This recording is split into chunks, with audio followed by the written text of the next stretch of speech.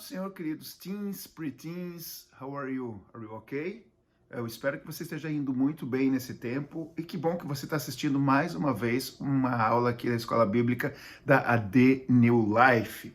Hoje nós queremos falar sobre um tema que é muito pertinente, muito atual para os nossos dias, baseado num personagem. Muito bem, antes de nós falarmos sobre ele, eu quero fazer uma pergunta. Como que você reagiria se na sua escola ou no lugar onde você vive, todas as pessoas começassem a dizer que quem é cristão é estúpido?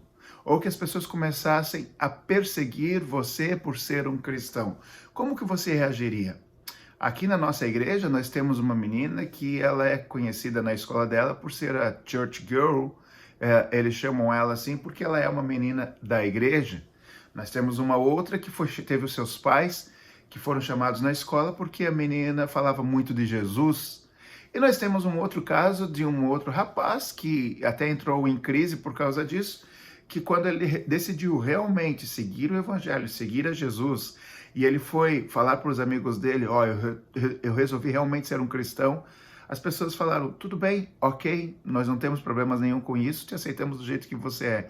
A pessoa entrou em crise porque achou que ela estava preparada para receber afrontas por causa disso, para receber bullying por causa disso.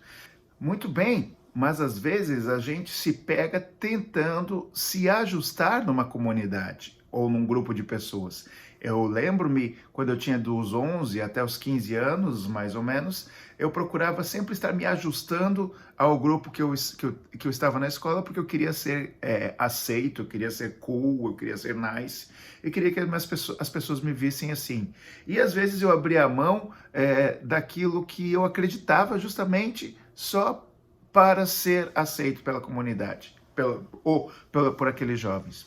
Bem, hoje nós vamos falar sobre um jovem chamado Estevão.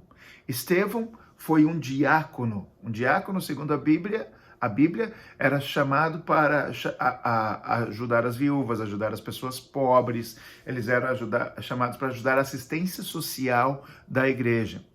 Logo depois que Jesus morreu e ressuscitou, logo depois que os apóstolos precisaram se reorganizar, vocês lembram que Judas traiu a Jesus e depois Judas se enforcou, Jesus tinha 12 apóstolos, 12 discípulos, basicamente não, com certeza ficou faltando um e eles escolheram um homem chamado Matias.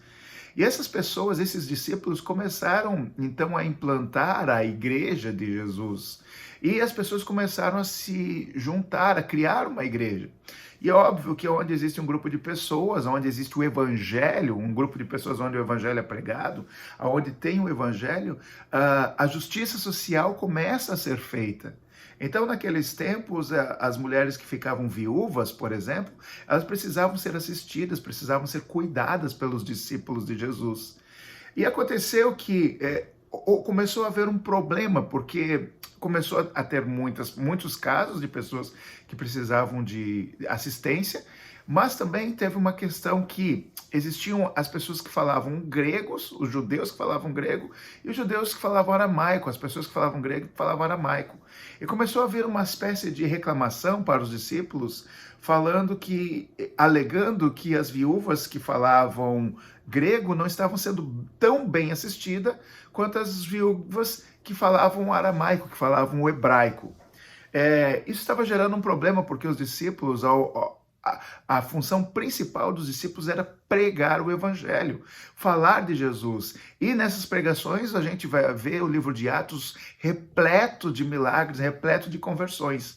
E eles não queriam ficar perdendo tanto tempo fazendo isso, ajudando essa questão da assistência social, que também era importante. Então, eles fizeram uma assembleia e tomaram a iniciativa de contratar, digamos assim, levantar 7 pessoas, 7 homens que fossem responsáveis pela essa questão da assistência social da igreja. Dentre eles estava Estevão. O que é interessante, e a lição que Estevão traz para nós, é que quando ele é chamado para fazer isso, a Bíblia fala que Estevão, apesar da função dele ser ajudar as pessoas, ajudar a assistência social da igreja, Estevão fazia muito mais do que isso. Nós podemos dar uma lida aqui em Atos capítulo 6, versículo 8, que diz o seguinte: Estevão, homem cheio de graça e do poder de Deus, realizava grandes maravilhas e sinais entre o povo. Veja, quando ele foi chamado para uma função, ele desempenhou a função dele com muita excelência. No entanto, ele é ressaltado por aquilo que ele fazia além do que foi chamado. A nossa vida precisa ser vista dessa forma. Quando as pessoas olham para você, como as pessoas veem o trabalho que você faz? Você faz com excelência? Existem pessoas que tudo que fazem, absolutamente tudo que fazem, como diz uma expressão no Brasil, nas coxas, fazem de qualquer jeito. Vou fazer o meu homework, faz de qualquer jeito. Vai para a igreja, simplesmente vou de qualquer jeito. Dá algum trabalho para a pessoa fazer, simplesmente faz porque é obrigada a fazer. Sabe que tipo de pessoas são essas? São as pessoas medíocres. Isso é medíocre. Se você se enquadra nisso, pare com isso. Comece a fazer com excelência as coisas que Deus coloca na sua mão para fazer. E não pense que as coisas que Deus coloca na sua mão para fazer sejam somente as coisas relacionadas à igreja. Às vezes as coisas que Deus coloca na sua mão para fazer é para fazer com que a luz dele brilhe através dos seus atos. Uma boa conduta no lugar onde você estuda, um trabalho muito bem apresentado na escola, desempenhar o trabalho muito bem onde você trabalha, enfim, faça muito bem feito. Eu vejo nos adolescentes que eu lidero, alguns de vocês, e eu glorifico a Deus por isso, que vocês são muito, deixa eu encontrar a palavra correta, caprichosos em tudo o que vocês fazem. Procuram botar excelência e é nos detalhes. Você vai ser conhecido porque você coloca excelência nos detalhes. Era isso que acontecia com Estevão. Estevão foi chamado para cuidar da assistência social. No entanto, ele operava, através dele, Deus operava muitas maravilhas. Estevão era um homem que falava do amor de Deus por onde quer que passasse. E veja, no começo da igreja você sabe que a igreja era muito perseguida, né? E então Estevão começou a ser perseguido pelo que ele pregava. Às vezes você vai ser perseguido pelo que você prega. Às vezes até mesmo dentro da própria igreja você pode ser perseguido quando você toma uma decisão radical de seguir a Jesus.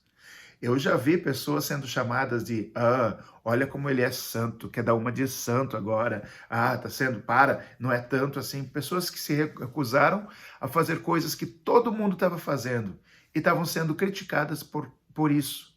Aí entra mais uma vez uma questão de você saber quem você é e por quem você foi chamado. Então, Estevão começou a sofrer perseguições por isso.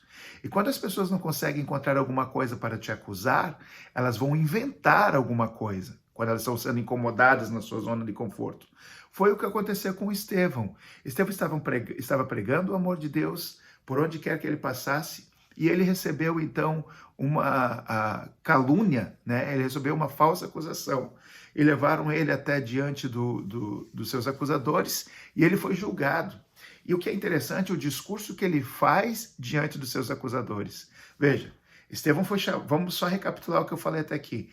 Os apóstolos precisavam de alguém para cuidar do departamento social da igreja. Escolheram entre alguns Estevão. Estevão desenvolveu o trabalho de assistência social dele com muita maestria, com muita excelência. E não só isso, ele fazia algo além do que ele foi chamado para fazer. Ele pregava o evangelho e Deus fazia maravilhas através dele.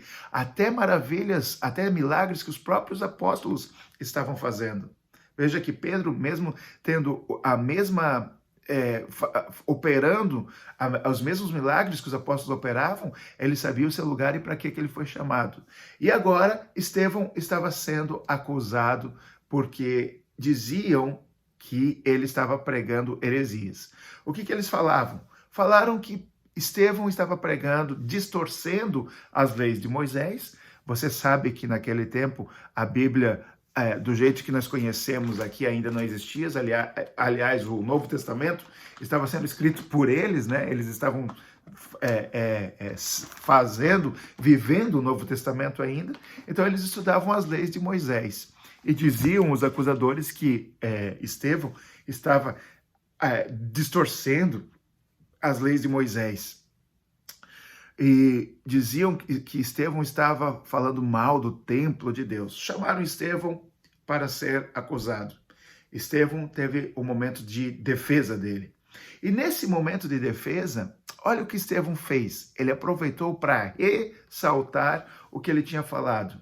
Estevão começa mencionando a partir do povo escravo no Egito. E ele menciona como que o povo foi parar lá através de José. E ele menciona a libertação do povo do Egito. É interessante que ele faz menção de Moisés. Ele fala que Deus levantou Moisés como um líder e Moisés não foi aceito pelo seu próprio povo como um líder, como alguém que iria libertá-los. Veja que Estevão já está falando, olha como que é o nosso povo. Desde os tempos de Moisés, vocês têm rejeitado o Deus, vocês têm rejeitado o livramento e as obras de Deus. E aí Estevão menciona também que Deus deu a Moisés as leis. E Estevão ainda fala, vocês não seguiram as leis. Estevão começa a continuar a percorrer, contando a história de Israel, e ele menciona, inclusive, que que Salomão construiu um templo para Deus morar. E Estevão fala, só que Deus não mora em templos. Veja, falar um negócio desse naquela época para pessoas que diziam que Deus estava morando no templo e que precisava ir até o templo para falar com Deus, era uma acusação terrível, era algo que feria o ego daqueles homens. E Estevão fala, olha, Deus não habita em templos feitos por mãos humanas. E Estevão começa a falar que os homens alguns homens se levantaram como profetas e começaram a anunciar que Jesus, o Filho de Deus, viria para libertar o povo do pecado. Mas o povo rejeitou esses profetas e o mataram. E então Estevão termina a sua defesa falando, vocês são obstinados de coração e de ouvidos, ou seja, vocês têm o ouvido de vocês fechado, o coração de vocês é duro, porque vocês não querem ouvir o que Deus tem feito. Vocês mataram os profetas que anunciaram Jesus e continuam fazendo isso até os dias de hoje. E então, veja que diante de toda essa acusação, aqueles acusadores, a Bíblia fala, olha a expressão que a Bíblia usa, a NVI que eu tenho aqui, no capítulo 7, versículo 54, que diz assim, ouvindo isso, ficaram furiosos e rangeram os dentes contra eles. Eles ficavam falando desse jeito, com muita raiva, e eles então encontraram motivo para acusar Estevão e o apedrejar. Veja, tente imaginar uma morte por apedrejamento. A Bíblia fala que enquanto Estevão estava sendo apedrejado, ele não recuou com medo, ele não pediu, por favor, não me apedrejem. Aliás, ele viu o ato de ser morto pela causa de Jesus como algo glorioso, algo que trazia honra. E enquanto ele estava sendo apedrejado, quando estava agonizando, quase morrendo, a Bíblia fala que ele teve uma visão. E nessa visão ele viu o próprio Deus e Jesus à direita do Pai, e Jesus chamando Estevão, e a Bíblia fala que Estevão, enquanto estava sendo apedrejado, ele ia descrevendo tudo que ele estava vendo no céu. E tem mais uma coisa ainda que a Bíblia menciona, é que nesse tempo todo, o rosto de Estevão brilhava como de um anjo, suas vestes brilhavam como de um anjo, ele estava cheio do Espírito Santo. No entanto, aqueles homens maus que jogavam pedra e queriam matar Estevão, a Bíblia fala que eles fechavam os ouvidos e gritavam bem alto para não escutar o que Estevão estava falando. E Estevão estava falando que iria para o céu.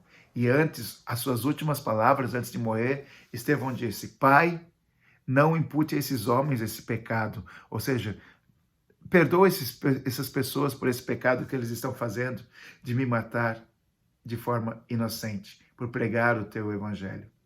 Veja que lindo essa história de Estevão. E essa história de Estevão, eu gosto muito de me identificar com Estevão.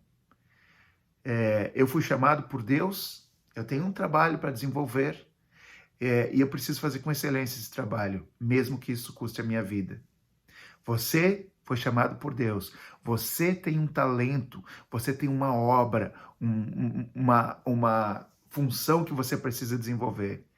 Como que você está respondendo a esse chamado? Você está disposto a morrer por essa obra? O teu sonho vale a pena morrer por esse sonho? Muito bem? Pense nisso.